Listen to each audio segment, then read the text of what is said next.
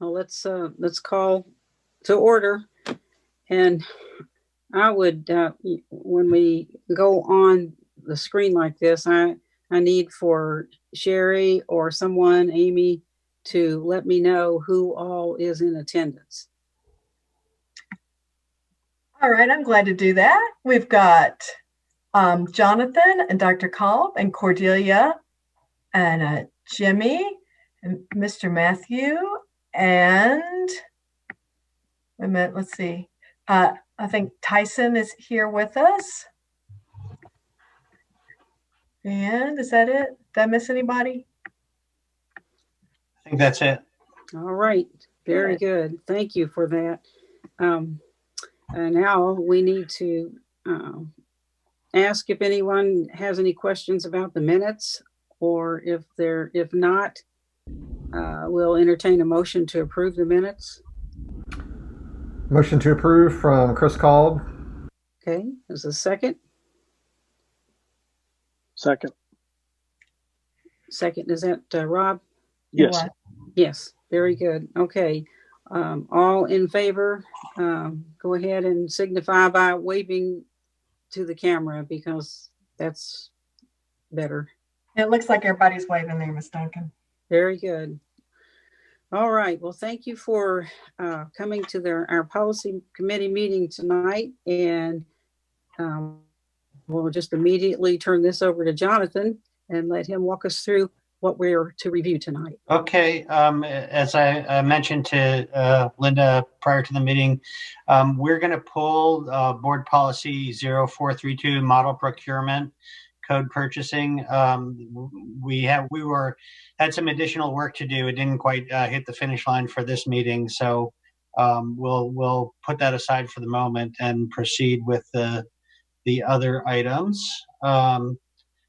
And the first one, actually, we have a minor revision, is about sick leave. And Jimmy, do you want to kind of walk us through what we have? Sure. What we're looking at on this one is that right now, when we have people who are hired, classified employees in the probationary period, they are only allowed to miss 10 unpaid days during their 90-day probationary period. And we are adding some additional options for which they may qualify to have additional days. One thing that's slightly different, and Jonathan, thank you for putting this on the screen, we do want to change or just to clarify that these are additional unpaid days. And so you'll see two highlights on the screen right now where it's pointed out that if you qualify for the other 10 additional 10 days, they are, like the first 10 days, are unpaid. And then through the Kentucky Pregnancy Act, we can also grant additional 20 days under that law. But again, those would all be for unpaid days for probationary employees only.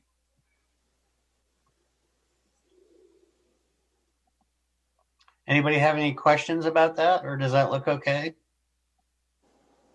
I just want to throw in one thing, is that we've had problems not problems, but we've been worried over the years. We'd have a new employee who became ill, and they just didn't have enough time. And our old thing said that after 10 days, we let them go. So that there were many occasions where that just kind of broke our heart. And so that's why, and Jimmy, I don't know if I phrased that. I don't know if the HR chief would say broke his heart.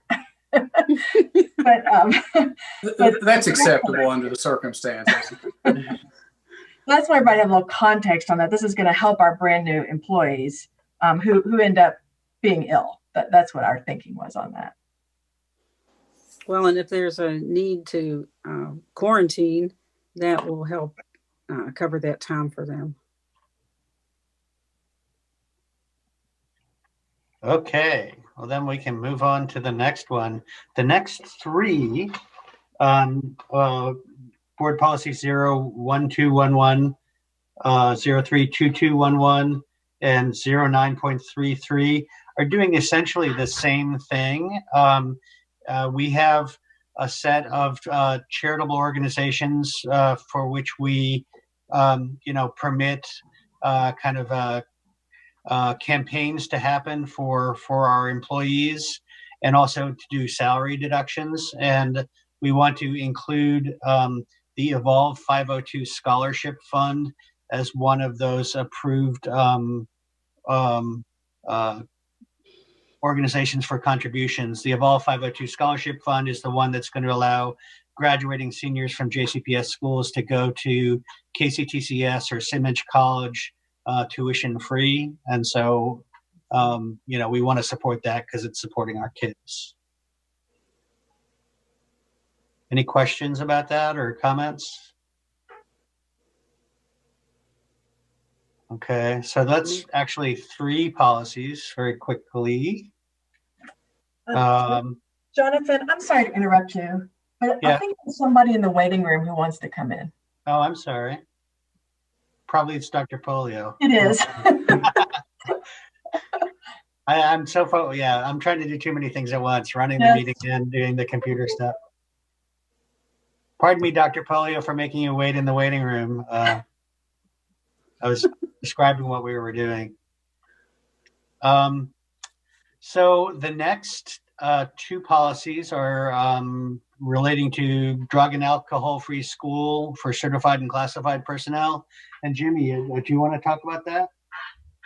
Yes, we've had this one before. It came before the committee, and there were some questions, and so I took some time to kind of follow up and talk with the unions about this. This really is just a clarification at this point, and what we're trying to do is give a warning to the employees. What we've added in here is that a substance containing THC. And then parenthetically, you see there that employees are cautioned that many legally available CBD products, due to poor manufacturing or regulation, contain THC. And so what we're trying to let them know is that we do test for THC. We test for that with bus drivers and other employees if the case arises for a suspected need to do that test. What we're trying to let them know is that if you're using a CBD oil, you could end up with a false positive on this, or even a positive of due to trace amounts within THC. By law, with federal law, we have bus drivers that we cannot have a positive test for, and then we have other legal situations also that we want to be careful about. And again, try to warn the employees, if you're using a CBD product, you need to be careful about what you're using. In the conversation with the unions, one of the things that they asked us to do is that when we get ready to implement this, make sure we communicate that out to all employees that this is there. And we said we could do that through the hub and also through the daily details of information that goes out from the communications office. And then we were asked to see if we might be able to find a list of CBD products that might be reliable as those that are THC free. We have found a list and we can make that available, but even the list itself does not guarantee what's being asked for. And the group that puts that together, and that's through the kind of an association with CBD companies. So I think we just need to make sure that we're making employees aware that this is there, and we can give them the options to kind of look at information. But we test right now for THC, and we just want to try to let people know that CBD oil is not really an excuse that if you test positive for THC. Any questions? This is Robin. I confess I have no idea, but is that the correct term, cannabinol? Or is there a D in there somewhere? Looks like I was looking it up. Looks like there's different products. One's, you know how to pronounce it. There's cannabinol and cannabinol, I think, are both acceptable terms. Okay. Make sure there wasn't a difference.